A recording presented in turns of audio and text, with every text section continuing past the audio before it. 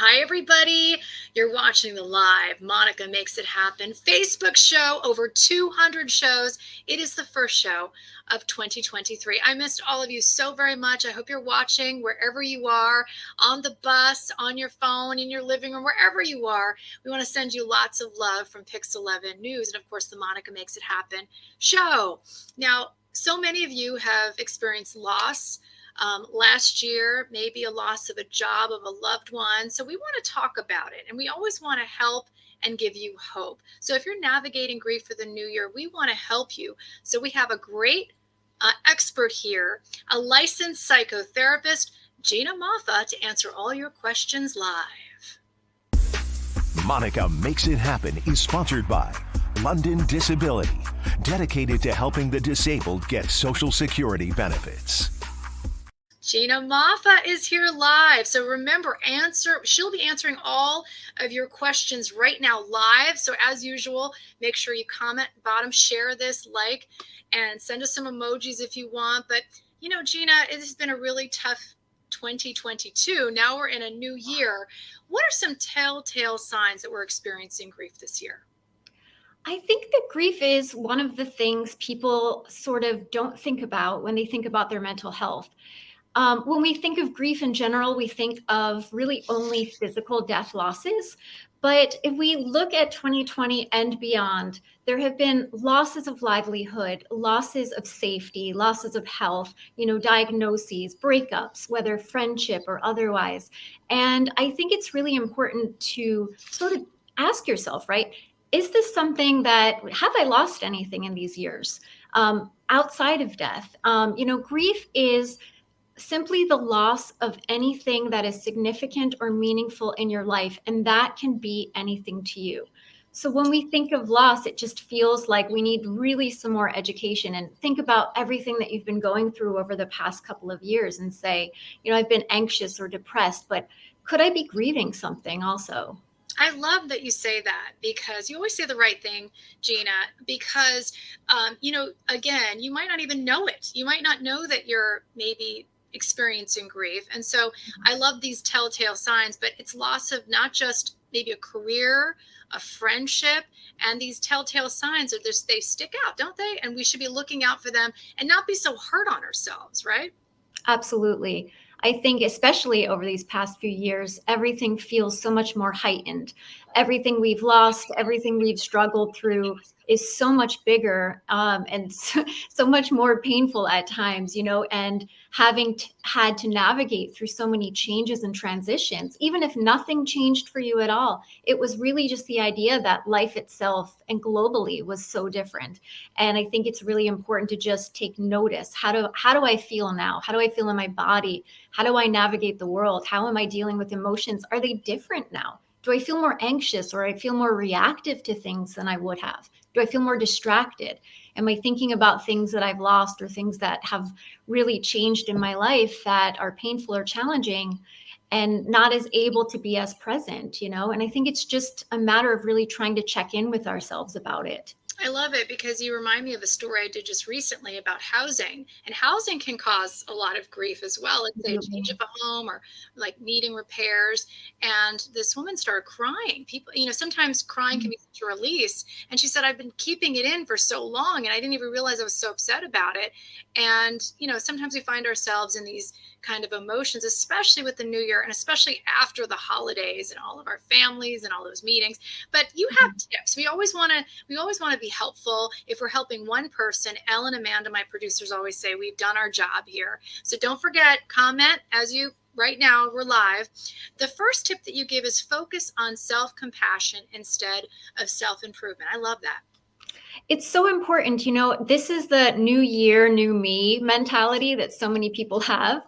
And look, even if you're not grieving, these are hard enough times to think about always self-improvement. So what I say is, especially if you're grieving, but also if you're really struggling with anxiety, depression, seasonal affective disorder that comes in the fall, really to focus more on, how can I be gentle with myself? What are the things that I need? How do I check in? And really find tenderness within myself, as opposed to just keep getting it done, keep getting changes, keep pushing. I think we've done enough of that, and it's time to be gentler. I love that, Gina. I love it because, I've lost some family members, my mom and my dad. And Lisa just says to us, I lost a son in 2020, but I'm still grieving. What would you suggest? I would say that you are, unfortunately, this is something that will be with you forever. And I would say if you can, do whatever you can to sort of be realistic about your expectations. Just exactly what I said is be gentle. One thing about grief is it's intolerable and it's also incredibly unpredictable. It takes endurance physically. I would say make sure that you are first and foremost, something that we actually all need to do is make sure that we're taking care of our body. Are we getting rest? Even if you can't sleep, are you resting your body? Are you getting enough food? Are you getting enough water?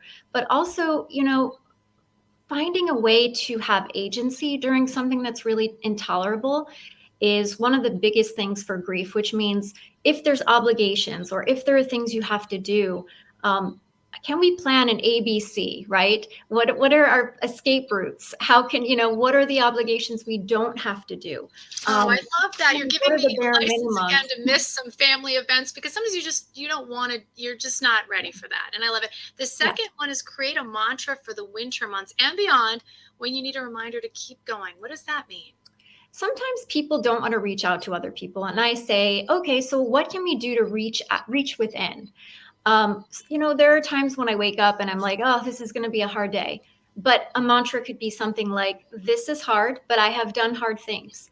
This is hard, but I have done hard things before, and sort of reminding yourself. Little mantras, I think, are helpful when they feel empowering and comforting, and they can come from within and sort of get you through, right? Even just getting you through the day, sometimes these little reminders. I love that. Sometimes I do goodness in and then Monica out, like all that. Just like I love it. using my breath. But Yeah. create new rituals. Tell me, I love this one. Create new rituals. Yeah, I think this sort of goes with the self-compassion. Instead of doing and focusing on self-improvement, self-development, why not create a ritual that feels good to you? That is something that can be, whether it's making a different breakfast for yourself every day, or even getting a new volunteer job where you help other people or you connect.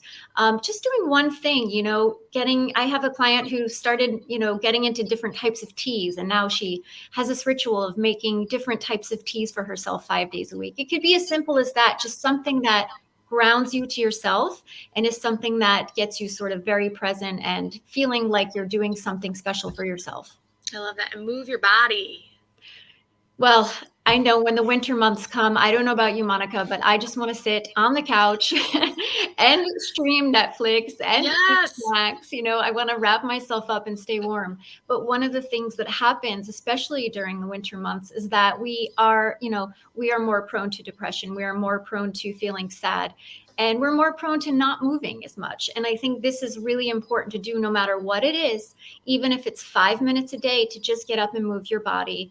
Otherwise, I really do think that it's easy to get stuck. And I feel, I always say emotions are better in motion. If you feel anxious, if you feel that's angry, a tweetable one. Can I use that? I'm going to tweet that tonight. You're so good. Yes. You did your story, and I saw your story about us, and I'm going to tweet that one. Reach out to a therapist.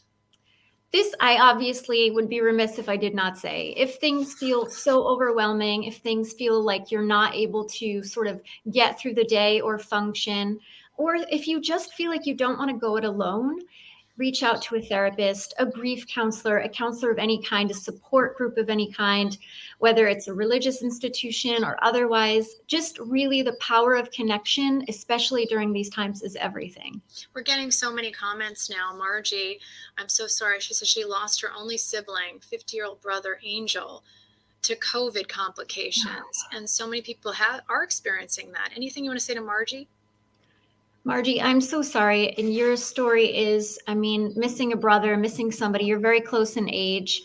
And I would just say that continuing to find ways to honor your brother and to bring him forward, find the rituals that feel like you can both honor yourself and your feelings.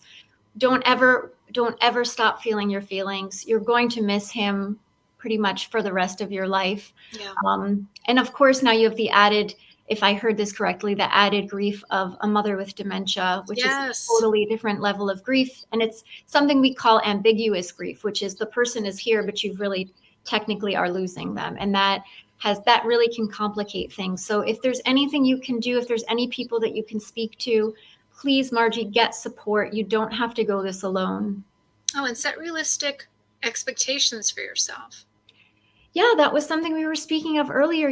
Don't push yourself. Again, like the obligations, family obligations or whatever, if you don't feel you can do it, if you physically can't, let's set up different agendas on ways that if you're feeling up to it that day, you do it. Otherwise, we make other plans. But really, don't try to push yourself to do things that you were able to do a different time in your life. Just remember that these times are much more stressful, and they're going to be there's going to be a lot of high anxiety and high feelings. So be as gentle as with yourself as you can. And really, if you can't reach those expectations, that's where we get back to that self-compassion. And your last one is surround yourself with people who love and support you. Specifically, if there's children, is there any advice you can say about children? About children experiencing. Yeah, children watch everything that adults are doing. So I think it's really important that we model for our children, whether in schools, whether in our families, to be really honest with the way that we feel, to share how we feel, to share the feelings, the names of the feelings.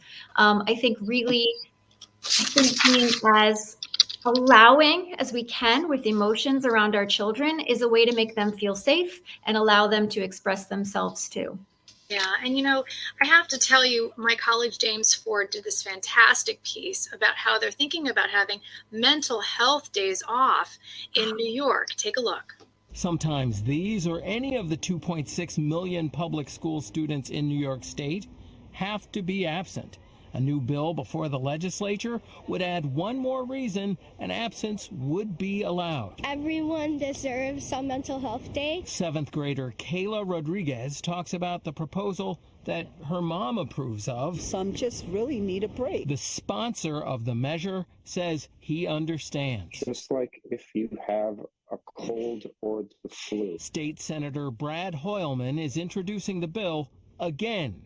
He wrote a similar bill before the pandemic when 3 states had student mental health days approved. Since then, the number of states has quadrupled to 12, and the senator says it's with good reason. Their experience would show that students are not taking advantage of it.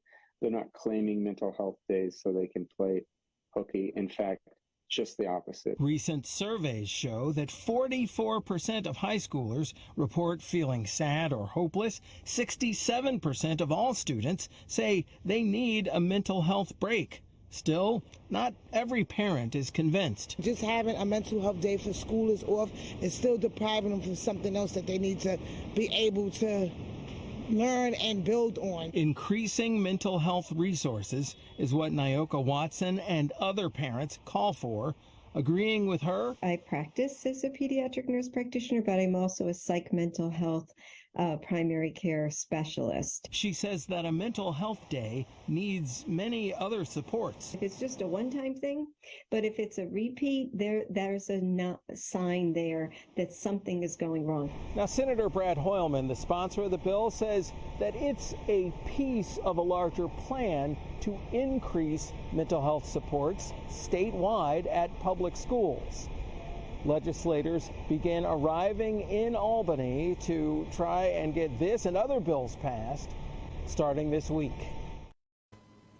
Thank you, James Ford. And now joining again live is Gina Moff, our licensed psychotherapist. Now, I just want to be able to wrap this up and have some final thoughts about it. We always like to end with hope, but so many great tips like the mantra, new habits, surrounding yourself with people that you love. I guess if people are struggling watching right now, we have so many people commenting and having a tough start to 2023. What do you want to tell them as a message of hope? I think right now it is really quite simple. Sometimes just getting through the day is enough.